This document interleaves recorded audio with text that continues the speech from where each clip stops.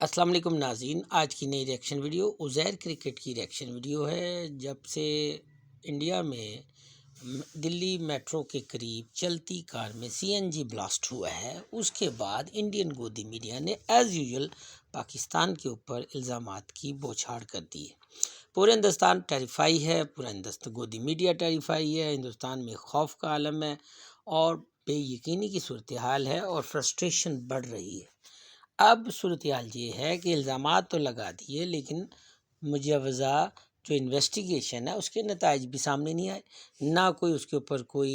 अब इसमें अगर आप थोड़ा सा देखें तो Indian intelligence, Indian security forces झग मार रही हैं। क्या कर रही हैं, किस बात की वो तनख्वाहें लेती हैं, किस बात का उनका नाम बनाया जाता है। ये सब बेकार, कावर्ड और बेकार लोग हैं जो कि अपने मुल्क के बारे में, और इस किस्म का बड़ा आसान सा उनके पास एक हल है, सोल्यूशन है। जब भी कभी पाकिस्तान से कोई कबूतर उड़ के जाता है, यार इसे चेक करो कहीं से आईएसआई ने ट्रेनिंग तो नहीं दी। अगर कोई भैंस या गधा वहाँ चला जाए, जी इसको ट्रेनिंग देखो, कहीं आईएसआई ने इसको ट्रेनिंग तो नहीं दी। ये सब कुछ बीमारियाँ और एक बीमार जहन की अलामतें हैं। अपनी गलतियों को, अपने घर को ठीक करने की बजाय दूसरों पर इल्ज़ाम थोप देना। अब सूरत हाल ये है कि 9 मई में हिंदुस्तान की सॉफ्टवेयर दुरुस्त की जा चुकी है। हिंदुस्तान को ये पता है कि इसके बाद अब किस किस्म के नताइज निकल सकते हैं और किस किस्म के पाकिस्तान का जो जवाब है पूरी तरह से पाकिस्तान के डीजीआई एसपीआर की तरफ से वाज़िया क्लियर, वज़ीर दिफा की तरफ से वाज़िया क्लियर कट मैसेज है। फिर उसके साथ ज़िम्मेदारान ये कह चुके हैं कि किसी भी एग्रेशन का, किसी भी कार्रवाई का, किसी का फॉल्स फ्लैग एक्शन का सख्त जवाब दिया जाएगा कि वो वहमो गुमान में भी नहीं होगा और उसका किसी किस्म का कोई शायद माजी में उसकी मिसाल नहीं, और ये 9 मई से भी ज़्यादा सख्त होगा। हिंदुस्तानियों को ये, और ये ख़ास तौर पे गोदी मीडिया को जो वॉर हिस्टीरिया कायम करने की कोशिश कर रहे हैं, एक ऐसा माहौल क्रिएट कर रहे हैं कि जिसमें खामखा ताने बाने जोड़ दिए जाते हैं। पुलवामा, पहलगाम और पंजा साहब, ये सब देख लें कि हिंदुस्तान के अपने फॉल्स फ्लैग उनकी अपने हैं, लेकिन पंजा साहब में तो सिखों की जो वो कत्ल गारत की गई है, वो इंडिया का एक अपना प्लान था।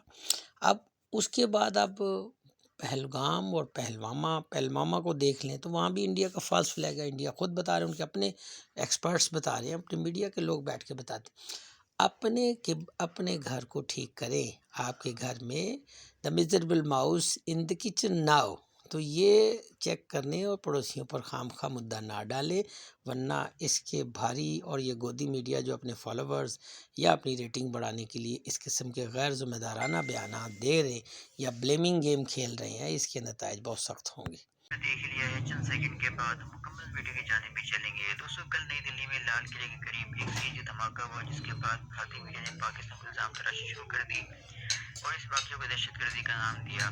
लेकिन दोस्तों, भारत जानता है कि इस बार अगर भारत की कोई गलती तो पाकिस्तान इन पर फिर सबक सिखाने के लिए तैयार है। मजीद दोस्तों, भारतीय मीडिया सवाल से क्या रिपोर्टिंग कर रहा है, आइए हम चलेंगे वीडियो की जानिब। चैनल पर पहली बार आए हैं, वीडियो को लाइक कमेंट घंटी के साथ सब्सक्राइब कर लें। This will be the act of war, और इसीलिए पाकिस्तान में इसको लेकर हलचल बहुत तेज है। खबर तो ये भी आ रही थी कि पाकिस्तान के अंदर इसको लेकर हाई अलर्ट भी किया गया है। तमाम जो एजेंसीज वहां पर भी लगातार एक्टिव हो गई है और इस पूरे मामले पर उनकी भी नजर लगातार बनी हुई है। राकेश, बिल्कुल, डीजीआईएसआई मीटिंग कर रहे हैं। पाकिस्तान के सभी हवाई अड्डे, एयरफील्ड रेड अलर्ट पर है। पाकिस्तान एयरफोर्स को अपने डिफेंस एक्टिव रखने का निर्देश दिया गया है। हालांकि वो कितना कैपेबल है वो एक अलग बात है। 11 से 12 नवंबर तक एयरमैन को नोटाम जारी किया गया है। ये सारी बातें, ये सारी हलचल है। बिल्कुल, अब बड़ी बात यह है कि इसकी एक एक कड़ी जोड़ी जा रही है और मैं भी दर्शकों को बिल्कुल क्लियर कर देना चाहता हूँ कि जांच जारी है। एक्सप्लोजिव किस वजह से, अमोनियम नाइट्रेट था, कुछ और बात थी, इसकी जांच की जा रही है। ये भी अभी पता नहीं है, क्योंकि अभी शैलेंद्र भी बात कर रहे थे, ये भी अभी कंफर्म नहीं है कि क्या पाकिस्तान का नाम था। हालांकि आकलन इसमें एजम्पशंस कई सारे हो सकते हैं, लेकिन जैसे जैसे लिंक एस्टैब्लिश होंगे ये सुई जाकर तो टिकेगी अनुराग। लेकिन अभी शैलेंद्र सर, ये जो पाकिस्तान में हलचल है, कमांडर, सेना प्रमुख मुनीर की नींदें उड़ी हुई है, डीजीआईएसआर, ये सारी हलचल, all is in the court of Pakistan. हमने कुछ नहीं बताना है, हमने कुछ प्रूव नहीं करना है। अब पाकिस्तान की बारी है प्रूव करने की कि वो इसमें इन्वॉल्व नहीं था। नहीं, हम कहें चोर की दाढ़ी में तिनका, मैं तो इसीलिए कह रहा हूँ, तो इसीलिए तो कहावत है हमारी, चोर की दाढ़ी में तिनका। हमने तो अभी किसी ने नाम नहीं लिया और उधर हलचल शुरू, उधर तो इस बार पूरी दाढ़ी जलने वाली है। ये उन्हें भी पता है, इसीलिए हलचल है, इसीलिए घबराहट है। अदरवाइज हमने अभी तक तो कोई नाम भी नहीं लिया। हमने सिर्फ नाम लिया जयेश का। क्यों? क्योंकि उसके कनेक्शन हमें दिख रहे हैं, हमें दिख रहा है कौन डॉक्टर कहाँ कैसे क्या था। आपको मीटिंग करने की क्या जरूरत पड़ रही है? मैं चैलेंज करता हूँ। मास्टरमाइंड बोलते हैं तो ये तो अनटोल्ड ट्रुथ है ना सर, कि इसके पीछे मास्टरमाइंड वही जो मैं आ रहा हूँ, मैं इस बार इसीलिए चैलेंज करता हूँ, कोई इसकी जिम्मेवारी नहीं लेगा। सबका बैठ बजा हुआ है, सब भाग रहे हैं।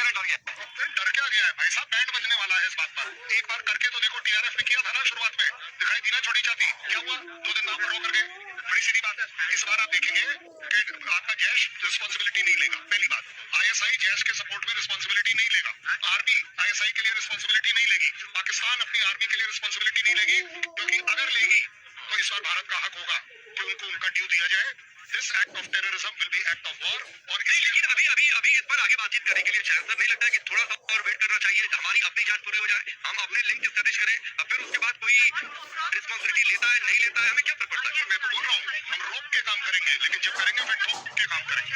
ये जो रोका हुआ है हमने अभी इस समय अपने आप को, ये इसी वजह से खड़ा किया आपकी बहन सादिया के साथ, जिस सादिया का शोहर ऑपरेशन सिंदूर में मारा गया था। भारतीय इस वक्त दिल्ली धमाकों को लेकर तमाम तरह की चर्चाएं, और मैंने आपसे कल जब ये धमाका हुआ था उसके बाद जो जो बात कही, एक एक बात सच साबित होती जा रही है। मैंने आपसे कहा था कि एक आतंकी हमला है, ये कोई सीएनजी में ब्लास्ट नहीं लग रहा, लेकिन एहतियातन मैंने कहा था कि भाई पहले थोड़ी जांच आगे बढ़ने दीजिए। अब ये क्लियर हो गया है कि ये आतंकी हमला है, और इसमें डॉक्टर उमर, जिसकी तस्वीर आप देख रहे हैं, ये जैश ए मोहम्मद का टेररिस्ट बताया जा रहा है, जिसने उस I-20 गाड़ी में बैठकर धमाका किया।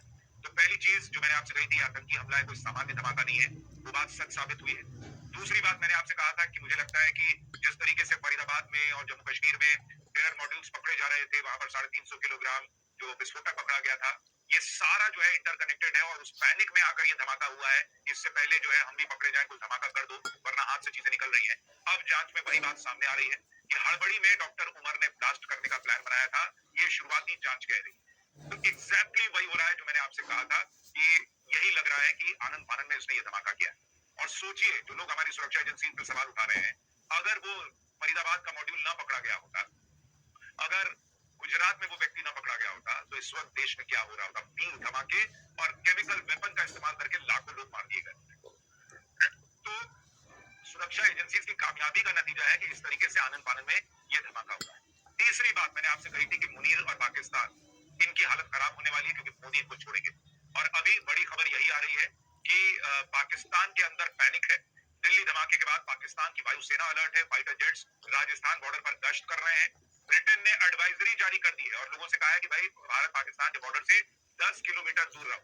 यानी पाकिस्तान पैनिक मोड में है। उसको पता है बॉस, इस देश का विपक्ष कुछ भी कहता रहे, उनको पता है कि नरेंद्र मोदी ने क्लियर कहा था कि अभी रोक रहे हैं, पॉज कर रहे हैं, दुनिया को बता दिया था कि फिर करेगा, फिर मारेंगे, और पाकिस्तान को समझ में आ रहा है कि ये मारेगा।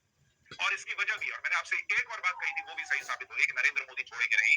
और नरेंद्र मोदी का पहला बयान आ गया है कि षड्यंत्रकारियों को नहीं बख्शा जाएगा। उन्होंने ये नहीं कहा कि जिन्होंने हमला किया है उनको सिर्फ नहीं बख्शा जाएगा, उन्होंने वो तो कहा कि जिन्होंने हमला किया उनको नहीं छोड़ेंगे। प्रधानमंत्री नरेंद्र मोदी ने क्लियर कह दिया है कि षड्यंत्रकारी, यानी जिन्होंने पूरा प्लान किया था, उनको भी नहीं छोड़ेंगे। यानी क्लियर मैसेज है पाकिस्तान को। और ये बात प्रधानमंत्री ने भूटान के दौरे पर वो गए हुए हैं, विदेश की धरती पर खड़े होकर कही है। और बहुत बहुत जरूरी चीज, प्रधानमंत्री का बयान आपको सुना रहा हूं, गौर कीजिएगा, उसमें एक बड़ा मैसेज है, पहले सुनिए फिर आपको बताऊं। इसके पीछे के षड्यंत्रकारियों को बख्शा नहीं जाएगा। के बाद मुंबई में भी हाई अलर्ट घोषित कर दिया गया, यानी कि ये धमाके और इसकी जो सूचना है, फिर इंटेलिजेंस पर अब कई तरह के सवाल भी होंगे। अब इंटेलिजेंस क्या कर रही थी, उन्हें पता क्यों नहीं चला? क्योंकि अभी कुछ दिन पहले जतिन बता रहे थे, जिन्होंने इस पूरे इलाके को खंगाला है, जतिन बता रहे थे कि ये जो इलाका है पूरी तरीके से सीसीटीवी कैमरों की निगरानी में रहता है। ऐसे में इस बात का पता लगाना बेहद आसान भी हो सकता है, लेकिन सवाल ये है कि जो लोग मॉनिटर करते हैं, जिनके ऊपर ये जिम्मेदारी होती है, वो क्या कर रहे थे? हालांकि ये जांच दल का विशेष अध्ययन होगा, जब वो पता लगाएंगे कि आखिर ये धमाका कैसे हुआ, इसके पीछे कौन लोग थे, कौन सी गाड़ी थी जिसमें सबसे पहले धमाका हुआ।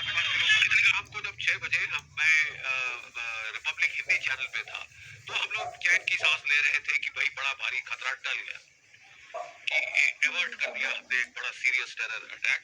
और हम लोग राहत की सांस ले रहे थे, कंग्रेचुलेट कर रहे थे इंटेलिजेंस एजेंसीज और सिक्योरिटी हमारे सेटअप को। लेकिन 6:33 10-11 9/11 तो हो चुका है। 10-11 की रात को ये एक बड़ा भारी जो है एक टेरर इंसिडेंट स्टेज किया। लगता है इसी टेररिस्ट मॉड्यूल के कोई एक इकाई ने, जो कि बची रह गई थी और उसको भी लगा कि गेम ऑफ होने वाली है, इसके पहले कि सब पर्दाफाश हो जाए, हम सब पकड़े जाएं, we are all picked up, तो एक अटैक करीब। बिस्मिल्लाहिर्रहमानिर्रहीम, अस्सलाम वालेकुम, मैं हूं हैदर हयात खान। 2-3 बड़ी इंपॉर्टेंट चीजें हैं जो इस वीडियो में, इस वीलॉग में आपके साथ शेयर करनी है। एक तो कल शाम भारतीय वक्त के मुताबिक तकरीबन 7 बजे नई दिल्ली में एक धमाका हुआ। उससे पहले कुछ खबरें हमने भारतीय मीडिया पर देखी कि जम्मू कश्मीर में भारतीय फोर्सेस ने कोई टेरर एक्टिविटी होने वाली थी, जिसको नाकाम बनाया। उसके बाद हमने ये खबर देखी कि फरीदाबाद में तकरीबन 350 किलो के करीब एक्सप्लोसिव मटेरियल पकड़ा गया। तो डॉक्टर मुजम्मिल नामी शख्स को पकड़ा, जिसका ताल्लुक पुलवामा से बताया जाता है, मकबूजा कश्मीर में। और उसके बाद कुछ और गिरफ्तारियां वहां पर हुई। और जिस वक्त ये सारा मामला हमने भारतीय मीडिया पर देखा तो मैंने उसी वक्त अपने फेसबुक पर भी पोस्ट किया कि लग रहा है कि भारत अब फॉल्स फ्लैग ऑपरेशन की तैयारियां कर रहा है। और फिर यही हुआ। शाम को 7 बजे भारतीय वक्त के मुताबिक दिल्ली में लाल किले के सामने एक धमाका होता है। और इनिशियली ये कहा जाता है कि ये सिलेंडर धमाका है, गाड़ी के अंदर जो गैस सिलेंडर था वो फटा है, जिसके वजह से ये धमाका हुआ है। लेकिन उसके फौरी बाद हमने ये देखा कि एज ऑफ नाउ ऑफिशियली कोई चीज सामने नहीं आई भारत की हुकूमत की तरफ से, लेकिन गोदी मीडिया रवायती तौर पर उसको पाकिस्तान के ऊपर डालने के ऊपर लग गया और अल्टीमेटली पर इंक्वायरी टीम जो है वो तश्कील दे दी गई। अभी तक कोई चीज सामने नहीं आई, लेकिन गोदी मीडिया मुसलसल पाकिस्तान को ब्लेम कर रहा है कि जो पाकिस्तान ने ये सारा मामला किया है। मुझे लग रहा है कि अब दोबारा भारत प्लान कर रहा है, कुछ फॉल्स फ्लैग ऑपरेशन प्लान हो रहे हैं, अपने लोगों को मरवाया जिस तरह माजी के अंदर पुलवामा में, पहलगाम के अंदर। अब फिर ऐसी कोई चीज भारत प्लान कर रहा है। आज अभी थोड़ी देर पहले मैं इस्लामाबाद पॉलिसी रिसर्च इंस्टीट्यूट का मार्गला डायलॉग था और उनका जो इनिशियल सेशन था वो अटेंड करके जब मैं ऑफिस आया हूँ उधर, तो मैंने खबर देखी कि इस्लामाबाद में कचहरी चौक के ऊपर एक धमाका हुआ, खुदकुश धमाका हुआ है। और फितल खारिज की जानब से ये धमाका किया गया है, जिसमें अभी जब मैं ये वीडियो रिकॉर्ड कर रहा हूँ 20 के करीब अफराद जख्मी हैं और 12 के करीब शहादतें हो चुकी हैं। बड़ा अफसोसनाक वाक़या। लेकिन अगर आप इसको लिंक करें कल के दिल्ली के धमाके के साथ, तो आपको अंदाजा हो जाएगा कि इस्लामाबाद के अंदर ये जो एक्टिविटी है ये किसने करवाई, इसके पीछे कौन है। फितल खारिज, जिसको स्पॉन्सर किया जा रहा है भारत की जानब से, पाकिस्तान के अंदर दहशतगर्दी के वाकयात ये सब करवा रहे हैं। लेकिन अल्टीमेटली अचीव क्या करना चाह रहा है? अचीव भारत ये करना चाह रहा है। बिहार में जो इलेक्शंस हो रहे हैं, हम लोगों ने पहले भी ये बात की थी कि उससे पहले कुछ ना कुछ ऐसा होगा जिससे मोदी बिहार के वोटर्स को इस तरीके से एंगेज करे कि वो बता सके कि उसने कुछ बहुत बड़ा अचीव किया है। लेकिन ये जो सारे वाकयात हुए हैं, भारत प्लान इससे बहुत बड़ा कर रहा था, जिसको नाकाम बनाया गया है अल्हम्दुलिल्लाह पाकिस्तान की फोर्सेस की जानब से, किस तरीके से अपनी तैयारी दिखाकर, ये बता कर कि भाई हम लोग तैयार हैं।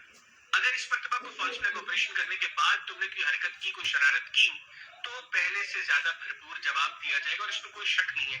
सारे पाकिस्तानी ये जानते हैं, इवन भारतीय भी बड़ी तादाद में, मैं तो ये समझता हूँ कि हर दूसरा भारतीय भी ये जानता है कि अगर मोदी ने कोई शरारत की तो उसका पाकिस्तान बड़ा भरपूर और भयानक जवाब भारत को देगा। ये जो वाकयात हुए हैं दिल्ली में भी और इस्लामाबाद में भी, दोनों बड़े अफसोसनाक वाकयात हैं। अब देखते हैं कि आने वाले दिनों में चीजें किस तरफ जाती हैं, क्योंकि जो अप्रोच, जो शैतानी और घटिया अप्रोच हमें इस वक्त दिल्ली में दिखाई दे रही है, लग रहा है कि आने वाले दिनों में पाकिस्तान और भारत के दरमियान माहौल एक मरतबा फिर खराब होगा। इससे पहले भारत की एफर्ट्स का नतीजा ये निकला कि पाकिस्तान और अफगानिस्तान के दरमियान जो मुज़ाकरात हुए वो कंक्लूसिव नहीं हुए, उसमें कोई चीज ऐसी सामने नहीं आई। तो दोस्तों ये